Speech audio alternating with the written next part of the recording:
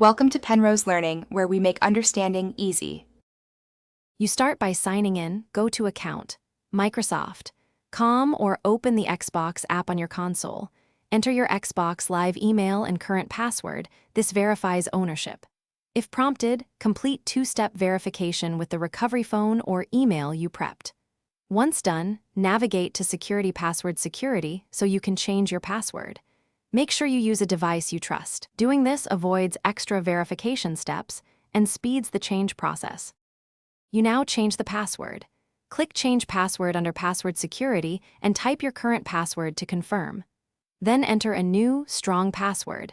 Mix upper and lowercase, numbers and symbols, so it resists guessing. Retype the new password to confirm and follow on-screen two-factor prompts if Microsoft requests verification.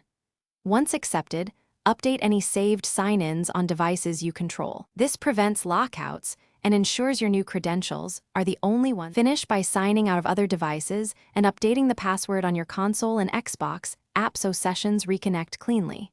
You should also refresh passwords for any linked services, like Microsoft Store or Game Pass apps. If you encounter issues, try Account Recovery. Use the recovery form and the verification codes sent to your phone or email.